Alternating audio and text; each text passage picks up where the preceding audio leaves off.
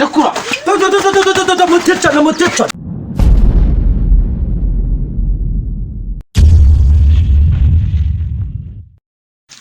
Moko. Indaya, inzoga. Umva mafuri. Hala.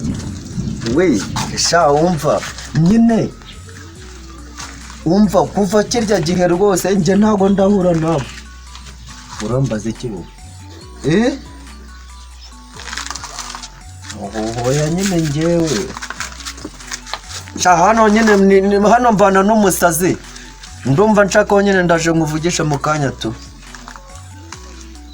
Uri murambaza iki wowe ko numva umamagara? Ariko sha. Nje mba ndi no kwivugira kuri telefone wumve mvuga nurangiza ujye humamagara wowe wumva nta n'isano ufite. Urambaza iki ko twararanye?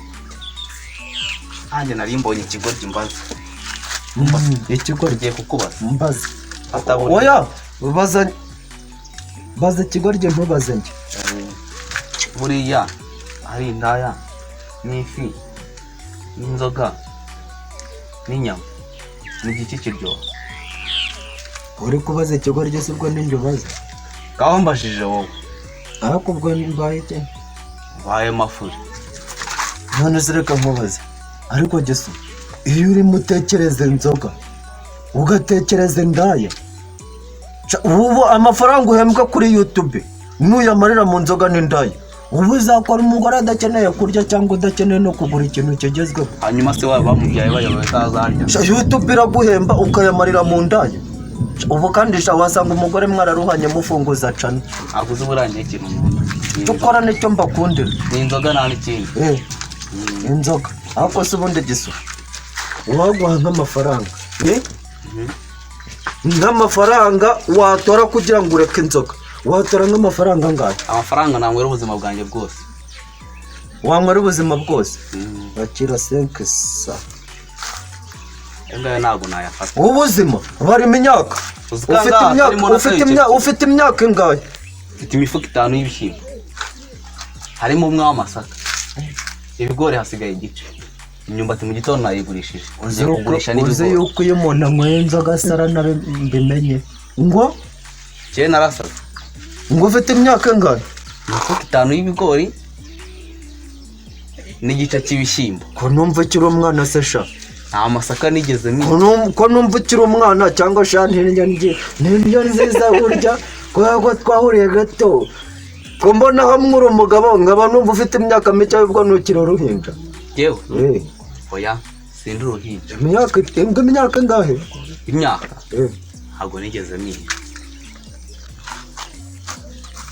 Bwira ati man, warakoze kungira igishwa. Ako kantu kaye kongerewe. Irambwira. Wowe wivugira ngo mana, njye warakoze kungira igishwa wowe. Mana, njye warakoze kungira igishwa. Uretse ongera hati man. Nzi ubwenge nzimuka. Mana, njye nzi ubwenge nzimuka. Reka wakongera ukayimbariza atubona ntari urugo rye. Ariko mana buri ubona ntari urugo. Wait, vaya hano. Ubwo ryini. Ariko sura uri murankuru mbaze cyo ubundi wowe.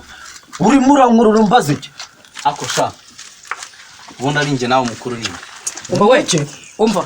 Kumvikane uziko inzu yanjye yoroheretse sha. Wumvise ko kuri inzu yanjye. Wajura kakonariza semi wowe. Nje nivugira ibibazo byanjye nawe uzoshora umuntu w'inzu. Nubwo nagisoni kikagwa. Umva sha, uretse kwisararanga. Ugiye guhera ku ngingo ya mbere. Sobanura uburyo ndi ikigoryi.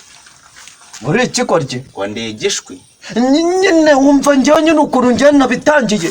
Njyewe burya cyajya ubwo nakubwiraga ni njyewe jya umbwirira Imana ko ndegeshwe. Ni njye nashakaga kugira ngo uvuga ko ari njye gishwe. Wowe uri igishwe. Ni njye rushwe. Mu byo mwirinda. Hanyuma ukambwira ko mvuga ko ndi ikigoryi. Nyamara ni wowe rushwe. Mu byo wirinda rinde kugama ku nzu yanjye wakigawe nawe. Guki? Irinde kugama ku nzu yanjye kwegama aho wapi. Mesozi yaza sinyemenyeresha. Urunguru rufite. Ese shaka dufite inzu. Kadogo niwe wahenewe. wewe. iki bansobanurira uburyo ndi ikigoryi.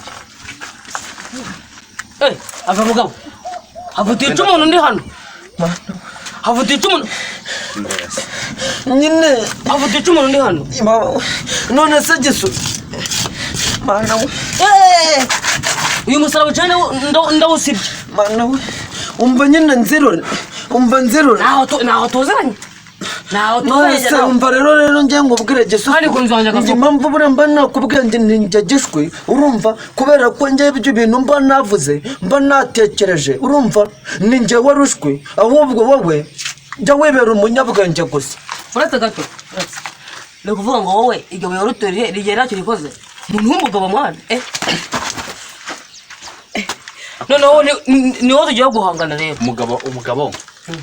umugabo wa nyoko umugabo wa nyoko cyangwa yerekesha ese ubiruka koko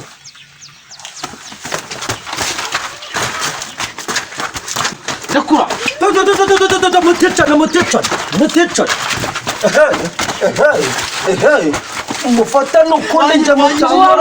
mufata nukundi njye mutamwaraho do wanyishije namwica mana we mutanyegera mwinyegera ariko mana we shaka mbabwire mwirwarize none nari mbyidumba kijamo nazi n'ibyo ari byo bayi ngegeye ishyamba niba tusimwibuka